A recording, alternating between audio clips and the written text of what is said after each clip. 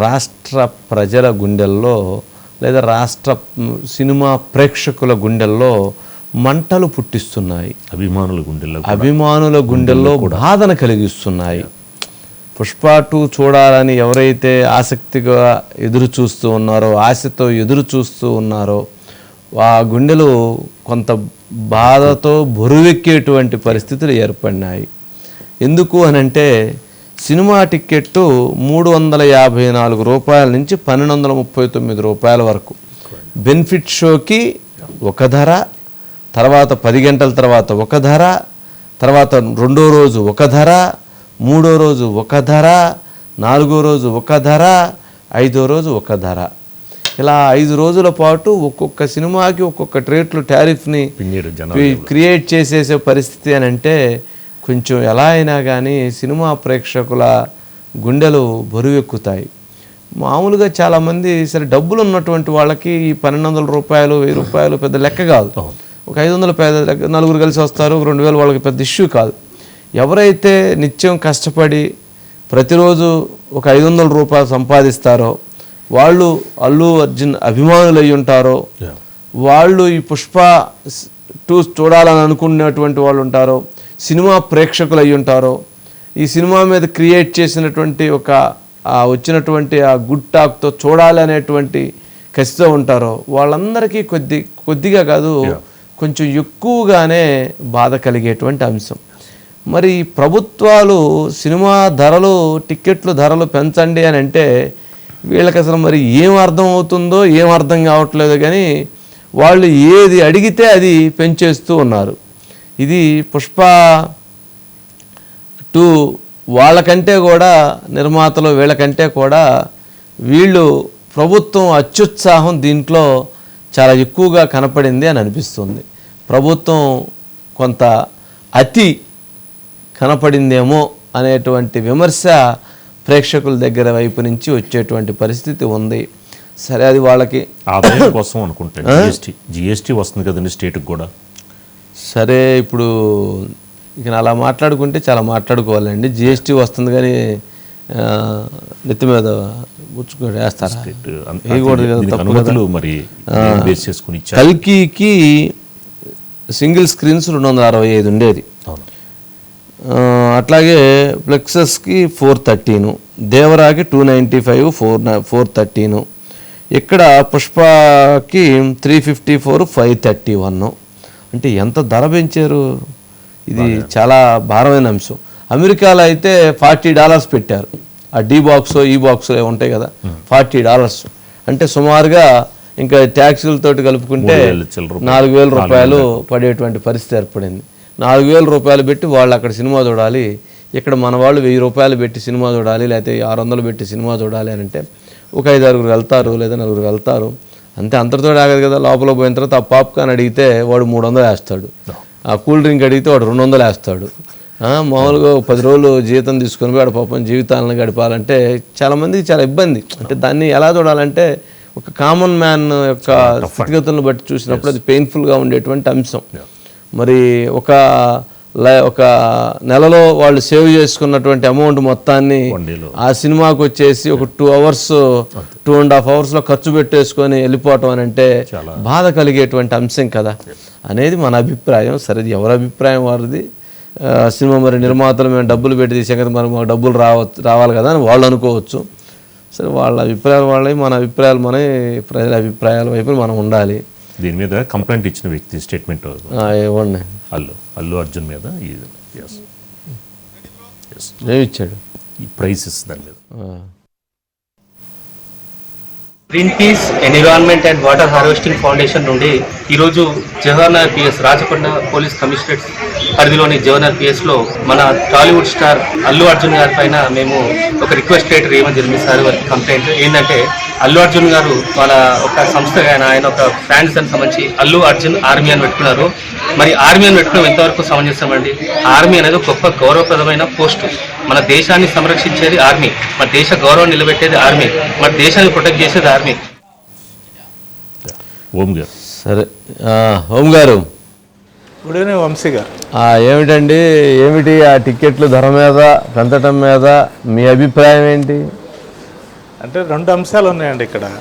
ఒకటేమో టికెట్ ధరలను విపరీతంగా పెంచేయటము అండి, అది ఎంతవరకు సమంజసం అన్నది ఆలోచించాలండి. ఎలా ఉంటుందంటే మీరు నాకేదో ఒకటి చేయండి కాదండి, మరీ గోడ మీద ఉండబాకండి, అటో ఇటో దిగండి. కాదు, గోడ మీద కాదు, అందులో నేను స్పష్టంగా చెప్తున్నానండి. మీరు నాకొకటి చేయండి, నేను మీకు ఒకటి చేస్తాను అని తెలంగాణ గవర్నమెంట్ ఆ సినిమా నిర్మాతలతో ఒప్పందం చేసుకున్నట్టుందండి, లేకపోతే అల్లు అర్జున్తో ఒప్పందం చేసుకున్నట్టుంది. మైత్రి నవీన్ ముఖ్యమంత్రి గారు బాగా సన్నిహితులు కదండి.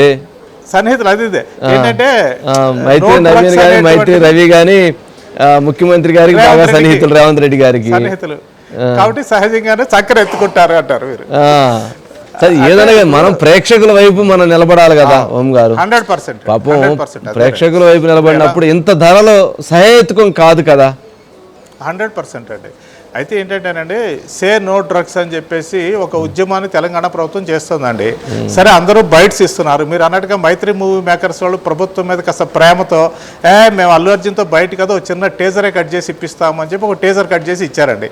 అది ఇచ్చిన రెండో రోజుకే ఏపీ ప్రభుత్వం ఇంకా టికెట్ల విషయంలో ఏ నిర్ణయం తీసుకోకుండానే తెలంగాణ ప్రభుత్వం అప్పుడే 4 రోజుల ముందే మేము టికెట్ రేట్స్ ఈ స్థాయిలో పెంచుతున్నాము అని ఒక జీవో ఇచ్చేసిందండి. అది చూసిన తర్వాత ప్రతి వాళ్ళు షాక్ గురవుతున్నారండి. అంటే బెనిఫిట్ షో అనేటువంటిది సరే ఫ్యాన్స్ కోసం వేస్తున్నారు. ఫ్యాన్స్ అంటే కోటీశ్వరులు ఏముంటారు కదండి, కోటీశ్వరులు కదా, లక్షాధికారులు కూడా ఉంటారండి. ఒక అట్టడుగు వర్గాలకి చెందిన వాళ్ళు వాళ్ళ హీరోని అభిమానించి ఫస్ట్ రోజు చూడాలని తప్పిస్తుంటారు. అలాంటి వాళ్ళ కోసం, ఫ్యాన్స్ కోసం వేసేది బెనిఫిట్ షో అండి. అలాంటి బెనిఫిట్ షోకి ఉన్న రేటుకి అదనంగా 800 రూపాయలు మీరు వసూలు చేయొచ్చు అని చెప్పి ఇవాళ తెలంగాణ గవర్నమెంట్ జీవో రిలీజ్ చేసిందండి. సగం మంది 800 ఆ బెనిఫిట్ షోకి వేయచ్చు మీరు అని. ఇది టికెట్ రేటు మీద అండి. అంటే అది 300 ఉంటుంది, 400 ఉంటుంది. ఇప్పుడు మల్టీప్లెక్స్కి వెళ్ళేసరికి 1250 రూపాయలు వస్తుంది సుమారుగా, విత్ ట్యాక్స్లు, మళ్ళీ జిఎస్టీ ఉంటుంది కదండి, అదొకటి. రెండు అలాగే సింగిల్ స్క్రీన్లు అయితే 1150 రూపాయలు అయ్యే పరిస్థితి ఉందండి. అంటే ఇప్పుడు మనం నిన్న కూడా మాట్లాడుకున్నామండి, దీనికి ఎంత కలెక్షన్స్ రావచ్చు, దీనికి ఉన్న హైప్ దృష్ట్యా అంటే 1500 నుంచి కోట్ల నుంచి 2000 కోట్ల వరకు వస్తుంది అన్నది ఇలాంటి కారణాల వల్లేనండి. ఏంటంటే ఇప్పుడు నెంబర్ ఆఫ్ థియేటర్స్ ఇచ్చేసిన తర్వాత, బెనిఫిట్ షోస్ వేయటం మొదలు పెట్టిన తర్వాత, ఇంతగా జనం నుంచి డబ్బులు రాబట్టిన తర్వాత ఆటోమేటిక్గా ఫస్ట్ డే రికార్డ్స్ వస్తాయండి. అంటే హీరోలకి హ్యాపీ, వాళ్ళకి రికార్డ్స్ సాధించారు అని, నిర్మాతలకి హ్యాపీ అంటే ఫస్ట్ 2-3 రోజుల్లోనే వాళ్ళు పెట్టిన పెట్టుబడిలో దాదాపుగా అంటే ఒక 50% 60% వచ్చేస్తుందని. ఇక్కడ మీరు అన్నట్టుగా ఏంటంటే ఇబ్బంది పడేది ఎవరు అంటే అల్లు అర్జున్ ఆర్మీ అని చెప్తున్నారు కదా, ఆ అల్లు అర్జున్ ఆర్మీనే ఇబ్బంది పడుతుందండి. ఆ రోజున థియేటర్కి వెళ్ళి సినిమా చూడాలి, ఫస్ట్ షో వేయంగానే మనం వెళ్ళి చూడాలి, మొదటి ఆటనే మనం ఫ్యాన్స్ వరకు కన్సెషన్ ఇవ్వడానికి ఏమైనా అవకాశం ఉండిద్దా? అలా ఏం ఉండదండి. అసలు బెనిఫిట్ షో అంటేనే పాపం ఫ్యాన్స్ చూస్తారు. మరి అల్లు అర్జున్ గారు ఫ్యాన్స్ వరకు ఒక 10,000 టికెట్లు, ఆయన అభిమానులు ఆర్మీలో ఉన్న వాళ్ళందరికీ తలా టికెట్ పంపించచ్చు కదా. అలాంటిది ఏమి జరగదండి. రేట్లు పెంచినప్పుడు కుదిరినప్పుడు అది కుదరదా? ఫ్యాన్స్ కోసం మాత్రం చేయరా? ఫ్యాన్స్ కోసం చేసేవి వేరే కార్యక్రమాలు ఉంటాయి కానీ థియేటర్ దగ్గరికి వచ్చి ఫ్రీగా మీకు సినిమా చూపిస్తామనో, కాకపోతే లేకపోతే కన్సెషన్ ఇస్తామనో టికెట్ రేట్లు అన్నది ఉండదండి. వాళ్ళు ఏమంటారంటే సరే మీరు అంత పెట్టుకోకపోతే 2వ రోజు 3వ రోజు చూడండి అంటారు. కానీ ఫ్యాన్స్ సంగతి మీకు తెలుసు కదండి, జేబులో డబ్బులు ఉంటే ఆ డబ్బులతో వెళ్తారు, లేకపోతే ఇంటిలో తండ్రి పర్సులోంచి డబ్బులు తీసేసి వెళ్ళే ఫ్యాన్స్ కూడా కొందరు ఉంటారు, లేకపోతే కొందరు ఉన్న ఉంగరాలో ఏవోటి తాకట్టు పెట్టి ఇంకో ఇద్దరిని తోడు తీసుకెళ్లే వాళ్ళు ఉంటారు. ఫ్యాన్స్ ఫ్రెండ్స్ అంటే 4 కలిసి వెళ్తారు కదా, 4 కలిసి వెళ్తే 4,000 అయిపోయింది, 2 కలిసి వెళ్తే 2,000. మితిమీరిన అభిమానాన్ని చూపించే ఆ ఫ్యాన్స్ ని కట్టడి చేయడం కూడా మీరు 2 రోజులు ఆగి చూడండి అంటే అటు చూడండి, పర్లేదండి, ఒక రోజు ఆగి చూస్తారు. సరే కొంతమంది సరే అంటే అల్లు అర్జున్ కోసం ఈ సినిమా కోసం పెట్టి చూడాలనేటువంటి ఆ సినిమాకు వచ్చిన హైప్, ఆ సినిమాలో ఉన్నటువంటి క్యారెక్టర్స్ ఈ టీజర్లు చూసిన తర్వాత బాగా హైప్ పెరిగింది కదా, కొంచెం ప్రేమగా ఉన్నారు, అభిమానంగా ఉంటారు. ఆయన కూడా అట్లాగే ఫ్యాన్స్ తోటి అలాగే ఉంటారు, ఫ్యాన్స్ కోసం చాలా అభిమానంతో ఉంటారు. కొంచెం ఈ ధరలే కొంచెం మరీ అంటే నేనేమంటానంటే అండి, ఇప్పుడు సినిమా ఇండస్ట్రీ వాళ్ళు అడగొచ్చు, మైత్రి నవీన్ గారో లేకపోతే అడగొచ్చు, వాళ్ళ రవి వాళ్ళు అడగొచ్చు, అడిగిన వెంటనే ప్రభుత్వం మరీ అసలు రెక్కలో అలా విచ్చలవిడిగా అలా చేసుకొని పోతే ఏమవుతుంది? ఇప్పుడున్న అందుట్లో ఇక్కడ ఏదో హైదరాబాద్లో రియల్ ఎస్టేటో లేదా ఇంకోటి అద్భుతంగా ఉండి జనం అంటే ఆహా అంటే సరే ఏదో బాగుందని అనుకోవచ్చు. ఏడంతా ఎండిపోయి కూర్చొని ఉంటే జనం అంతా ఎవడ బాధలు పడతా ఉంటే పాపం అందరూ బ్యాంకులు నిధులు ఖాళీ అయిపోయి కూర్చొని ఉన్నారు పాపం, బ్యాంక్ బ్యాలెన్స్ అన్నీ డిస్ట్రిక్ట్ అయ్యి ఉన్నాయి, మళ్ళీ ఈ భారం ఒకటి ఇంకోటి. ఏమిటోనండి మీరు. ఇదేనండి ప్రభుత్వం ఎలా ఉంటుందంటేనండి, ఇందాక మనం మాట్లాడుకున్నట్టుగానే సరే వాళ్ళకి అన్ని కోట్లు లాభం వచ్చేట్టుగా చేస్తూ గవర్నమెంట్కి ఏదో ఒక రకంగా జిఎస్టీ రూపంలో కాస్త డబ్బులు వస్తే మంచిదే కదా, మనం కూడా కాస్త ఆడుతుంది చెయ్యాడుతుంది అన్నట్టు ఉంటుందండి గవర్నమెంట్కి.